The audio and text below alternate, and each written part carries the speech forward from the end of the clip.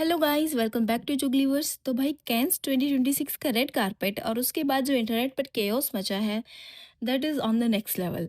वो एक बार फिर प्रूव करता है कि सेलिब्रिटी अपीयरेंसेस से ज़्यादा ड्रामा तो कमेंट सेक्शन में होता है।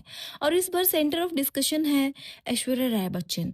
जैसे ही उनका रेड कारपेट अपीयरेंस आया, सोशल मीडिया लिटरली एक्सप्लोड हो गया। किसी ने बोला स्टिल द क्वीन, किसी ने बोला टाइमलेस ब्यूटी और किसी ने सीधा स्टाइलिंग पे ही डिबेट स्टार्ट कर दी। अब ऐश्वर्या का कैंस हिस्ट्री देखो तो एक कंसिस्टेंट पैटर्न सा बन चुका है। हर साल कुछ सिग्नेचर एलिमेंट्स रिपीट होते हैं। Oversized gowns, heavy drapes, dramatic styling और वो आइकॉनिक रेड लिपस्टिक लुक। और इंटरनेट भी हर साल एक ही चीज़ बोलता है कि स्टाइलिस्ट चेंज कर लो। लेकिन इस बार जब उनका फर्स्ट लुक आया तो रिएक्शंस काफ़ी मिक्स्ड थे। कुछ लोगों ने बोला वो काफ़ी फ्रेश और कंफर्टेबल लग रही हैं। एक नेचुरल ग्लो था, एक रिलैक्स्ड वाइब थी। जैसे ही वो रेड कारपेट को एंजॉय कर रही थी, बिल्कुल भी प्रेशर नहीं ले रही थी। लेकिन दूसरी साइड को लगा कि आउटफिट थोड़ा अंडरवेलमिंग था। उनके हिसाब से कैंस जैसा इवेंट थोड़ा और हाई फैशन, एक्सपेरिमेंटल या बोल्ड एक्सपेक्ट करता है। फिर आता है सेकंड लुक और यहाँ पे टोन थोड़ा शिफ्ट हो जाता है। इस बार लोग काफ़ी इम्प्रेस हो गए। स्टाइलिंग ज़्यादा पॉलिश्ड लगी, सॉफ्ट ग्लैम वाइब थी और आउटफिट का कोऑर्डिनेशन भी काफ़ी क्लीन था। हेयर, मेकअप और आउटफिट सब एक बैलेंस्ड पिक्चर बना रहे थे। और इंटरेस्टिंग बात यह है, कुछ लोगों को ये सेकंड लुक पहले से भी बेटर लगा compare to the first one. लेकिन जैसे ही एप्रिसिएशन स्टार्ट होती है, इंटरनेट अपना असली मोड ऑन कर लेता है और वो मोड है over analysis. Suddenly discussion fashion से निकल के सीधा फेस और अपीयरेंस पर चला जाता है। कहीं पे ageing debates, fillers, cosmetic assumptions और कहीं पे एडिटेड फोटोज और फोटोशॉप थ्योरीज के बारे में बातें होने लगती हैं। और ऑनेस्टली ये इंटरनेट का सबसे प्रिडिक्टेबल साइकिल है।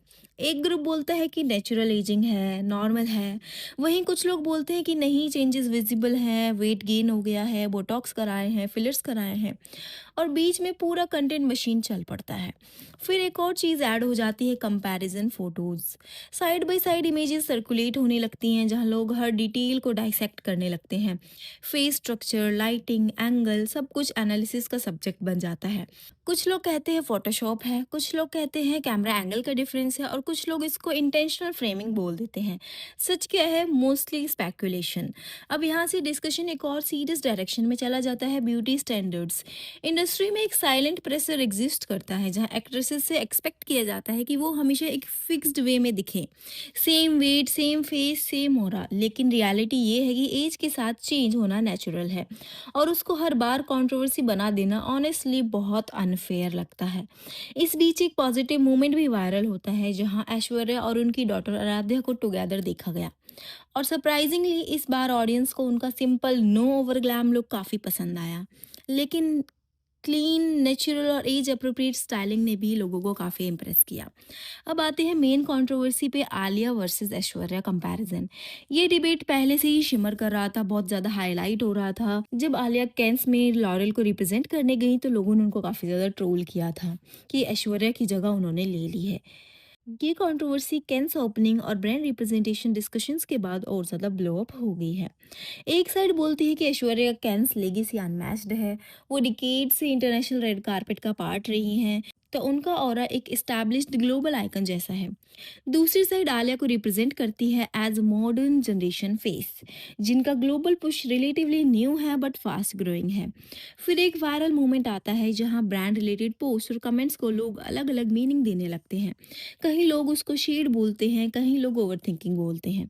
एक ऑफिशियल ब्रांड कमेंट भी वायरल हो जाता है जिसको लोग कंटेक्स्ट से निकाल के इंटरप्रेट करते हैं और फिर वही इंटरनेट का साइकिल स्टार्ट हो जाता है। ये इनडायरेक्ट डिक था, ये पीआर नैरेटिव था, ये मिसअंडरस्टैंडिंग है और ट्रुथ मोस्टली बीच में कहीं होता है। बट इंटरनेट एक्सट्रीम्स पे ही चला जाता है। उसके बाद side by side comparison post, edits भी सर्कुलेट होने लगते हैं। कुछ लोग उसे बायस्ड बोलते हैं, कुछ लोग उसे नॉर्मल कंटेंट एंगेजमेंट कहते हैं। और ऑनेस्टली यहाँ पे एक चीज़ क्लियर हो जाती है, इंटरनेट को कंपैरिजन करना बहुत पसंद है। और अगर एक पर्सन को अप्रिशिएट करो तो ऑटोमेटिकली दूसरे को ड्रैग करने का ट्रेंड बन जाता है। कुछ लोग कहते हैं ऐश्वर्या का स्टारडम ऑर्गेनिक और डिकेड्स ऑफ वर्क का रिजल्ट है। कुछ लोग कहते कहते हैं आलिया का rise modern industry system, branding और विजिबिलिटी का पार्ट है। दोनों आर्ग्यूमेंट्स अपनी जगह वैलिड हो सकते हैं, लेकिन प्रॉब्लम तब हो जाती है जब कंपैरिजन हेट में कन्वर्ट होता है। और एक पर्सनल ऑब्जर्वेशन भी है, आजकल ऑडियंस सिर्फ देख नहीं रही है, वो जज कर रही है, रैंक कर रही है और हर चीज़ को कंपटीशन बना रही है। एंड में पूरा डिस्कशन एक सिंपल पॉइंट पे आ जाता है कि हम सेलिब्रिटीज़ को उनकी इंडिविजुअलिटी के बेसिस पे देख सकते हैं, क्या हम कंपैरिजन करना बंद कर सकते हैं?